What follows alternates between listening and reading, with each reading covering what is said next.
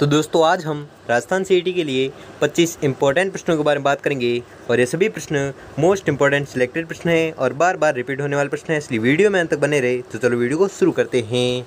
तो आपका पहला सवाल है कि राजस्थान के 33वें जिले प्रतापगढ़ का क्षेत्रफल कितना है। तो इसका जो क्षेत्रफल है वह है 4199 वर्ग किलोमीटर। ठीक है, 4199 वर्ग किलोमीटर है जो राजस्थान के जिले प्रतापगढ़ का क्षेत्रफल है। कितना है? 4199। तो दोस्तों आपको 25 प्रश्न दिए जाएंगे, जिसमें से आपने कितने प्रश्न चाहिए है वो हमें लास्ट में कमेंट में ज़रूर बताएं। ठीक है, जिससे कि आपकी प्रिपरेशन का पता चलता रहे। तो अगला देखते हैं। अगला सवाल है कि वर्ष 2009 से 2010 में राज्य के किस जिले में सर्वाधिक नई पंचायत समितियाँ का गठन हुआ है। तो आपको याद रखना है यह हुआ है हनुमानगढ़ जिले का। ठीक है, हनुमानगढ़ वह जिला है जिसका वर्ष 2009-10 में राज्य के हनुमानगढ़ जिले में सर्वाधिक नई पंचायत समितियों का गठन किया गया है। किस जिले में? तो हनुमानगढ़ जिले में। अगला सवाल है कि हरियाणा का वह नवगठित जिला जिसकी सीमाएं राजस्थान को स्पर्श करती है। तो आपको याद रखना है वह जिला है मेवात। ठीक है, मेवात हरियाणा का वह नवगठित जिला है जिसकी जो सीमाएं हैं वो राजस्थान को स्पर्श करती हैं। कौन सा जिला है? मेवात।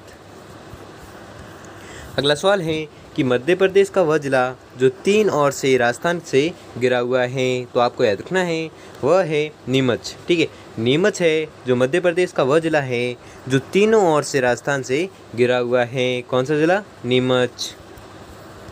अगला सवाल है कि राजस्थान की उत्तर दक्षिण तथा पूर्व पश्चिम बिंदुओं को मिलाने वाली काल्पनिक रेखाएं जिस जिले में आपस में एक दूसरे को काटेगी वह है। तो आपको याद रखना है वह जिला है कौन सा? तो वह जिला है नागौर। ठीक है, नागौर वह जिला है जहां पर राजस्थान की उत्तर दक्षिण तथा पूर्व पश्चिम बिंदुओं को मिलाने वाली काल्पनिक रेखाएं नागौर जिले में आपस में एक दूसरे को काटेगी। किस जिले में? तो नागौर जिले में।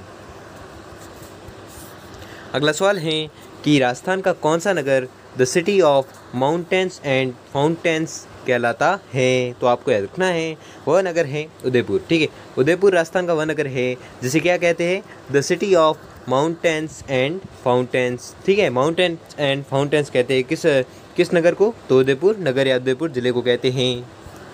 अगला सवाल है कि कर्क रेखा राजस्थान के किन जिलों में से होकर गुजरती है। तो आपको याद रखना है यह गुजरती है बांसवाड़ा एवं डूंगरपुर से। ठीक है, बांसवाड़ा एवं डूंगरपुर वह जिले हैं जहां से कर्क रेखा है जो गुजरती हैं। किन जिलों से? बांसवाड़ा व डूंगरपुर से।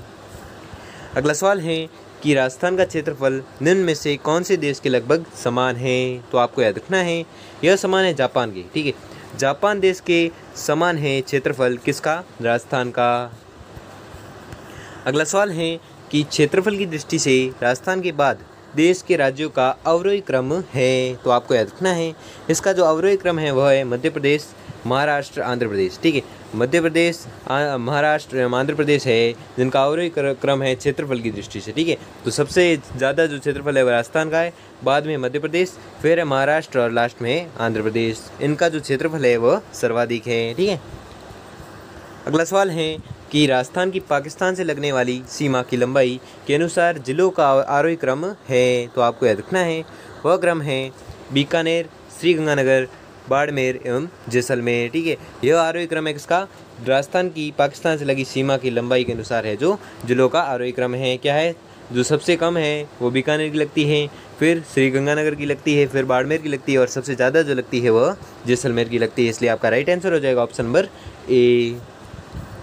अगला सवाल है कि पाकिस्तान सीमा से सर्वाधिक निकट स्थित जिला मुख्यालय है। तो आपको याद रखना है वह है श्रीगंगानगर। ठीक है, श्रीगंगानगर वह जिला है जो पाकिस्तान सीमा से सर्वाधिक निकट स्थित जिला मुख्यालय है। कौन सा? श्रीगंगानगर।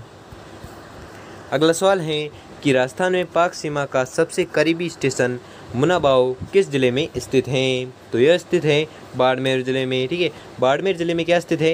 राजस्थान में पाक सीमा का सबसे करीबी स्टेशन है जो मुनाबाव वह स्थित है किस जिले में? बाड़मेर में। अगला सवाल है कि वह जिला जो भारत पाक सीमा से मात्र 15 किलोमीटर दूर है। तो आपको याद रखना है वह जिला है जालोर। ठीक है, जालोर राजस्थान का वह जिला है जो भारत पाक सीमा से सिर्फ 15 किलोमीटर की दूरी पर स्थित है। कौन सा जिला? जालोर। अगला सवाल है कि मध्य प्रदेश के साथ राज्य की कुल कितने जिलों की सीमा लगती हैं? तो आपको याद रखना है, यह लगती है 10। ठीक है, 10 जो राज्य की सीमा है, 10 जिलों की सीमा है जो लगती हैं किस राज्य से? तो आपको याद रखना है, वह राज्य है मध्य प्रदेश। ठीक है, मध्य प्रदेश राज्य के साथ राजस्थान के 10 जिलों की सीमा है जो स्पर्श करती हैं। अगला सवाल है कि निम्न में से कौन से जिले की सीमा मध्य प्रदेश से लगती है? तो आपको याद रखना है, यह लगती है भीलवाड़ा की। ठीक है, भीलवाड़ा राजस्थान का वह जिला है जिसकी जो सीमा है वह मध्य प्रदेश से लगती है। अगला सवाल है कि राजस्थान एवं मध्य प्रदेश के बीच प्राकृतिक सीमा बनाने वाली नदियाँ हैं। तो वह नदियाँ हैं चंबल और पार्वती। ठीक है, चंबल और पार्वती राजस्थान की वह नदियाँ हैं जो मध्य प्रदेश एवं राजस्थान के बीच प्राकृतिक सीमा बनाने वाली नदियाँ हैं। कौन सी? चंबल और पार्वती। अगला सवाल है कि गुजरात की सीमा के निकट कच्छ के रण का कुछ क्षेत्र राजस्थान के किन जिलों में विस्तृत हैं? तो आपको याद रखना है, यह विस्तृत है जालोर और बाड़मेर में। ठीक है, जालोर और बाड़मेर राजस्थान के वह जिले हैं जिसमें गुजरात की सीमा के निकट कच्छ के रण का कुछ क्षेत्र है जो इन जिलों में विस्तृत है। कौन से जिलों में? जालोर और बाड़मेर में। अगला सवाल है कि क्षेत्रफल की दृष्टि से राज्य का सबसे छोटा संभाग है। तो वह संभाग है भरतपुर। ठीक है, भरतपुर राजस्थान का वह संभाग है जो क्षेत्रफल की दृष्टि से सबसे छोटा संभाग है। कौन सा? भरतपुर। अगला सवाल है कि राज्य की ऐसे 2 जिले जिनका क्षेत्र 2 भागों में बटा हुआ है। तो आपको याद रखना है, वह हैं चित्तौड़गढ़ और अजमेर। ठीक है, चित्तौड़गढ़ और अजमेर राजस्थान के वो 2 ऐसे जिले हैं जिनका जो क्षेत्र है वह 2 भागों में बटा हुआ है। अगला सवाल है कि अरावली पर्वतमाला का स्थानीय नाम है। तो इसका जो स्थानीय नाम है वह है आडावलो। ठीक है, आडावलो है जो अरावली पर्वतमाला का स्थानीय नाम है। ये बहुत बार पूछा जाता है। ठीक है, तो ये वेरी मोस्ट इंपॉर्टेंट क्वेश्चन है कि अरावली पर्वतमाला का स्थानीय नाम क्या है। अगर एग्जाम पूछे तो आपको याद रखना है, इसका जो प्राचीन नाम है या स्थानीय नाम है वह है अडावलो। अगला सवाल है कि निम्न में से कौन सा नाम जालोर जिले से संबंधित नहीं है? तो वह है कौन सा? सिवाणची। ठीक है, सिवाणची है जो जालोर जिले से संबंधित नहीं है। ठीक है, कौन सा नाम? तो सिवाणची। अगला सवाल है कि तोरावटी क्षेत्र किस जिले में स्थित है?